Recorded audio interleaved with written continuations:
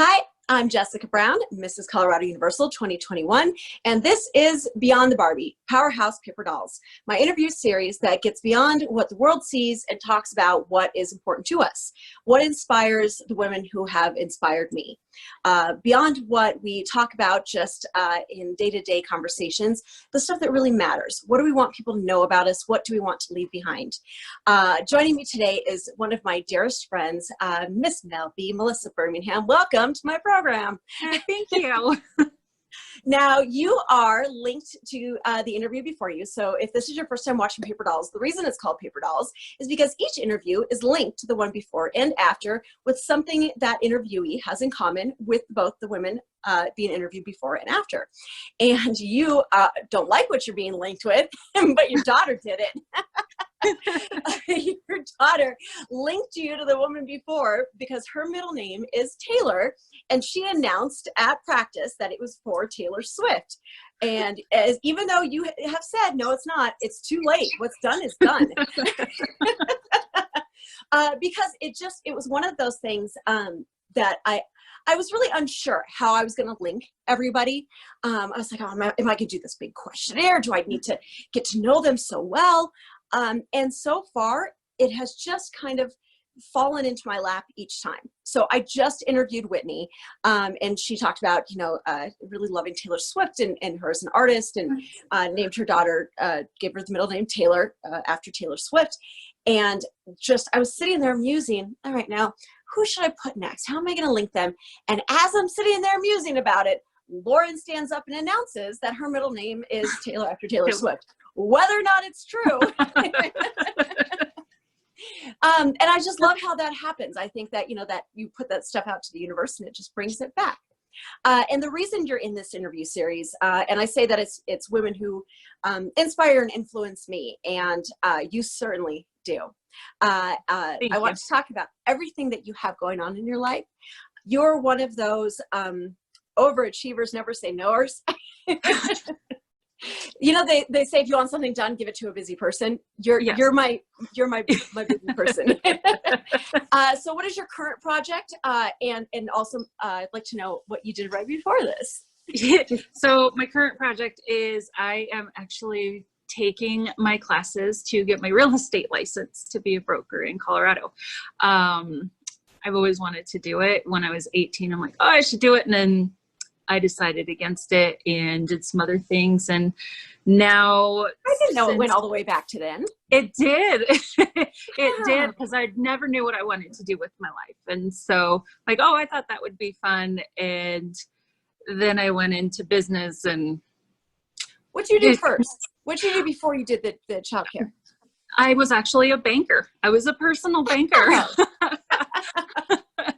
And so I've, Did I lose you? You know what was when I was younger, there were so many things that I wanted to be when I grew up. I had a really hard time picking one. Like I felt paralyzed by all the things that I wanted to do. So I had to kind of lay them out in order, like, okay, what do I need to be young for? What do I need like the health for? So that's why I started with dance, and I tried to lay things out, and I always thought I'd end up, writing things that I could sit for. And so that's really interesting that you had these goals even way back then. Yeah. So you kind of shelved it to go do banking, and then I did. And then childcare just kind of fell in my lap because my sister worked for a company. And so I knew the director, and she's like, nope, you're hired. And so I did it for 14 years. I did childcare and I created my own company and hire and train teachers to send them off to schools that are short-staffed, and make sure that I'm just kind of serving the community in that way. But now's when you plug your business. Yeah. ECE, right? So it's ECE Colorado Subs is the one that I own currently. Right. Yes, we are taking a break because of COVID, and when things calm down, we will pick back up again. So you have an entrepreneurial spirit. You are also a part of all of my organizations. Yes. You are a certified Sassy Fit teacher. You are the team mom for co-stars. And the reason you have the team mom rather than manager is because you do way more than a manager. So mom is kind of the catch-all title. You're the official t-shirt sponsor of our team. You're on the board of our nonprofit. Like when I say that, you know, you want something done, give it to a busy person. You are, you're literally the busiest person I know. And that's saying a lot. I mean, I'm an overachiever as well. And you put me to shame, to shame. But I would like to know, who influenced you? Who made you, how my so? mom. She never gave up. She always had to. She was always doing. She's always moving. Even still now at 61, she's still going. And she's still following her dream as to what she wanted to do. And so she always wanted to have horses and have a ranch. And she made that come true this year. I mean, it took her Oh, how cool. Yeah. So it took her 61 years to get there, but she did it. And so you are your mother's daughter. I'm totally my mother's daughter. Well, and as we were prepping for this, you said that that's what you wanted to pass on to your kids. Absolutely. That you want them to never give up. Yeah. Yep. Okay. So, fun question. What is your least favorite word? What word do you not like to hear? I hate the word moist. You are one of those. I am. Yeah, it sounds weird. It's going to go 50-50. People are either going to say no, because that's mine. I don't like hearing no. Because I thought everybody was going to say no. And then I asked Sarah and she's like, oh, moist. It never even occurred to me. It's moist, but I do have like a couple phrases that I absolutely cannot stand. Oh, yeah? Okay, tell me. The phrase, I don't know. I don't know. And I can't. Those two. Those are, nope. We make them do push-ups at the studio for that one, huh? Yeah, I don't like it because it's not something you can't do or you really don't know. You do know, you just...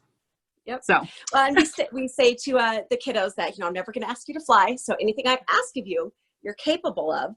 So we talk about learning the power of yet. Yeah. I can't yet. Yeah. I love that. And even Taryn does it. Like even the little bit. And she seems like the big one now. She's 4 now. She's 4. Yes. So she's aged up out of our youngest group. She's one of the bigger ones now. She's a big girl.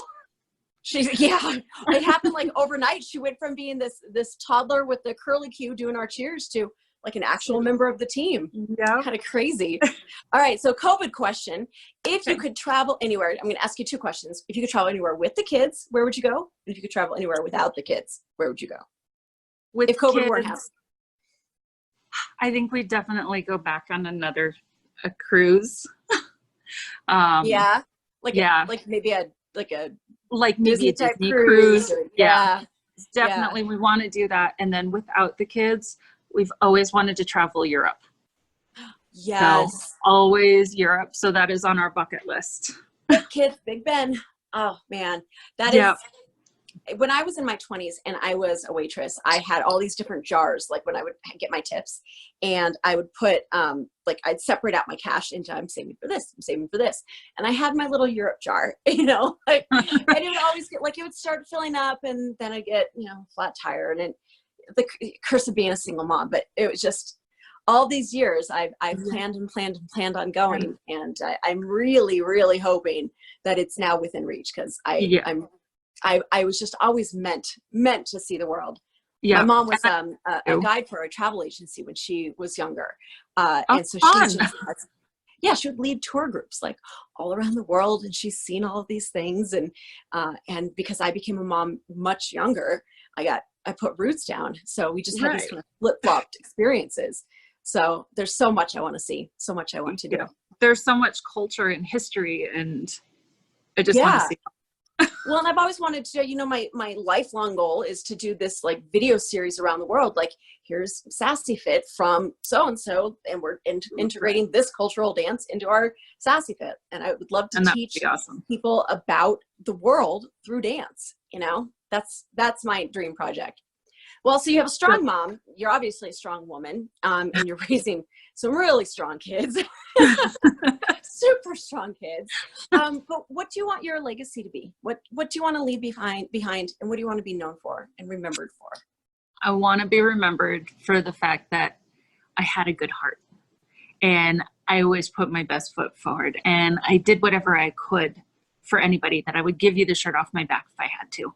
That I was always there for the ones that I loved, no matter what. And so You are certainly noticed that.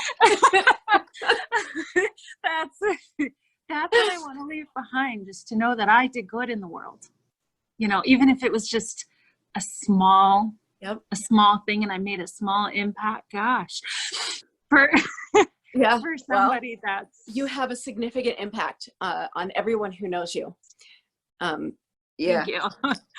And I really, it really makes me happy that the way that you describe the way that you want your legacy to be, the way that you want to be remembered, is exactly how I would describe you. It's exactly how I see you and how I do think of you and how I would remember you. And that makes me really happy that you're living such an authentic life, and you just are who you want to be, and people see you for who you are. I mean, that kind of truth, people work their whole lives to embrace. Absolutely. I think that's why people flock to you too.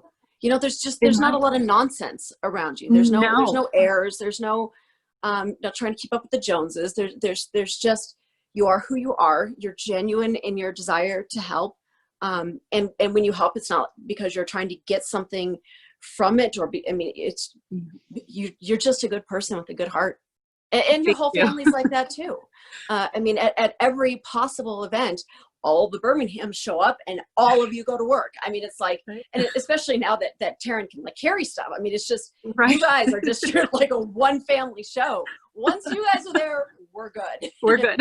Well, look at the breakdown. We have 3 teams. You have one girl on each team. Yeah. You teach for each of my programs and work for my nonprofit. Like, you are the backbone of every aspect of my life. And it didn't start out that way, but just over these past few years, as we've kind of grown together, it's just who you are. It's just who you are. Thank you. It's evolved. Yeah. But I learned at an early age and who I was. And so, what you see is what you get. And, yeah. Oh, definitely. I'm not going to put up a front. There's no point. And yeah, you either like me or you hate me. And this does anybody hate you? I don't think so. I don't think so. I don't think so. I know I've made people mad along the way, but that's okay. I can see maybe at some point somebody might feel slightly irritated, but I can't imagine anybody ever hating you. Ever. To my knowledge, no. Maybe some ex-employees I ended up firing, but that. Yeah, maybe some kind of situation that you maybe became the scapegoat of it, but yeah, but not intentionally. I don't think anybody anybody does. People hate me. I think there was a support group in the 90s for a while, but we all grow and we all try to do better. We do. We all try to be better than the people we were in our 20s. Absolutely. They just say you get better with age anyway. Yes, yes. Age, sobriety, and when we're no longer reporting all of it to everyone. Yeah. When I was looking into this project and I was thinking about this, because the whole root of this is to try to connect us all, that right now, what's going to get us through all of this pandemic and the civil rights movement, what's at the core of all of this is that we need to feel more connected to each other. And so I was looking at ways to connect us. And when I looked around at the type of people who were in my life and the people who do so many things for me, and you specifically coming to mind, I felt so good about myself and my businesses and where I'm going. And I just feel like you and the people like you in my life are such a sign that I'm doing what I'm supposed to be doing. Absolutely.